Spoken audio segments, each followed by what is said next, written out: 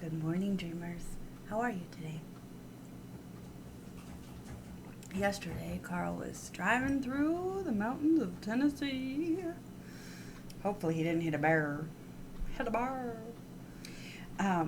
Did you know that if she were still living, today would be Mary Shelley's 225th birthday? Many of you are like, yes, I did know. And many of you are like, who is Mary Shelley? Anyway, Mary Shelley is the author of Frankenstein. Now, just to be clear, Frankenstein was the doctor, not the monster.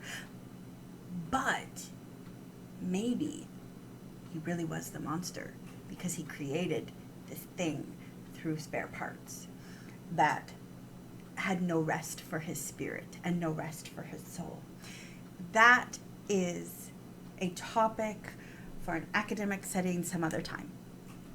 But Mary Shelley, she hung out with a whole bunch of authors and married to Percy Bysshe Shelley, and they went on a vacation. They went on a vacation and they loved being outdoors, and they sat around a campfire, a bonfire, whatever you want to call it. They sat around this fire and they were talking, and they decided they were going to have a contest amongst all of them, and they were going to tell each other ghost stories. Whoa.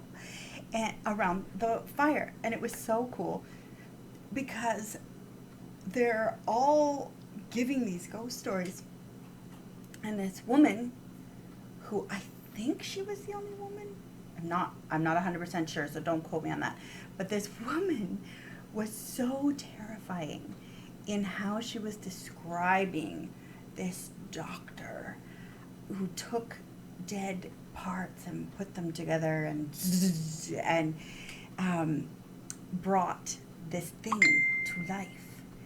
And it was so scary to these people. They said, you have to write this down. You have to write this down.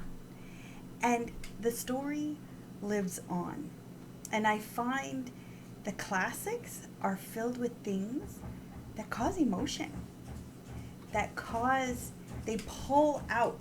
A non-fiction book, like a science book, edition 7.3 or whatever, those do not become classics. They're useful in their time, in their place, usually grade 9 high school. But classics are the things that make you feel. Whether they scare the pants off of you, whether they make you cry, but they often make your heart race in some way. And I don't mean that in a raunchy way. There are certain books meant to do that, and they're not classics. Anyway, that's another story altogether.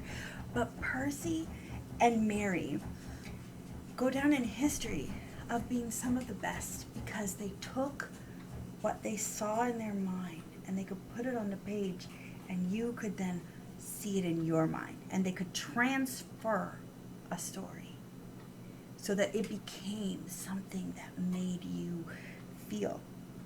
I think one of the most interesting things to me about the story of Frankenstein and his monster is that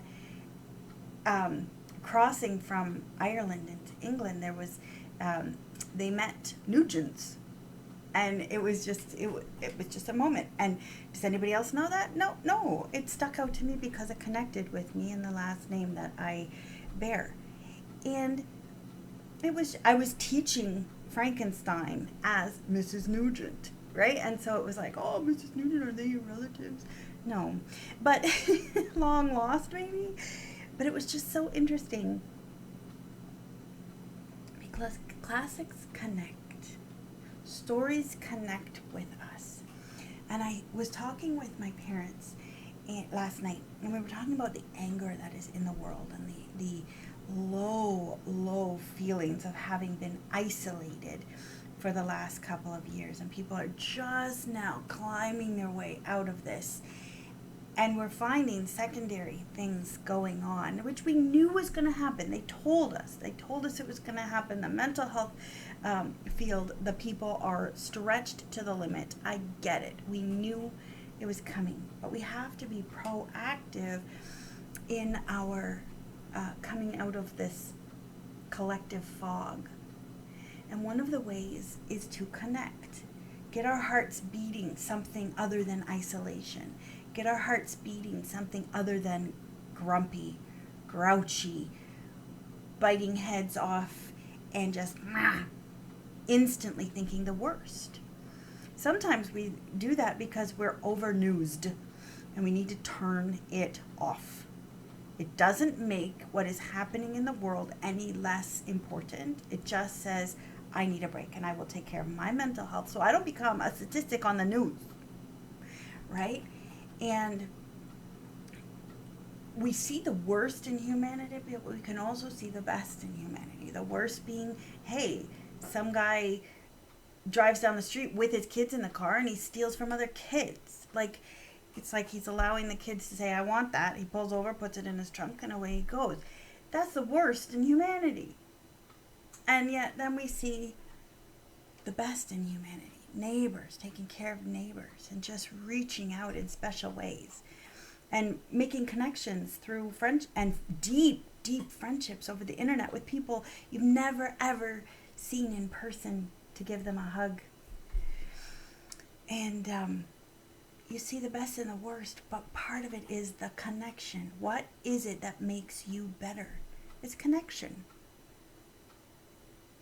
Like those old stories, they live on because they connect with you. They connect with their audience. And so somebody stealing from someone else doesn't see the humanity in that someone else because there's never been a connection made. This is a means to an end. They don't even see that there might be children on the other end of those things that they are now stealing. Whereas making a deep relational connection with somebody over the internet, and I don't mean relationally. I don't mean romantically. I mean, I have friends that I want to visit that are now all over the world, and we have a human connection. We do church together sometimes. Like, we talk theology, we talk real life, and I love these people. I have never met them in real life, but I know they are my Jesus siblings, and I don't know how to do life without them now, right? There are deep, deep connections because we have, there's deep relationships because of the connection. How do you learn to love someone who's different than you? How do you learn to grow your mind and your spirit and your heart for people that might be a little outside of your comfort zone? Get to know them. Realize there's a human on the other side of that interaction. Stop throwing theology around that is hurtful and unkind, and realize if somebody's arguing with you, chances are very, very high that they have something bigger to lose than you do. Could be a kid, could be themselves. You don't know their story. You just know the Bible is clear. Is it? Anyway, I just love the fact that classics live on because they connect with us. They make us feel. So if you're feeling a little meh, indifferent, disinterested, apathetic, pick up a classic. Start feeling again. And go get to know somebody different. Go get to know somebody who kind of freaks you out a little bit. You may just find the beauty in God's creation lives within them. Know that I love you. Sorry this was so long. Bye.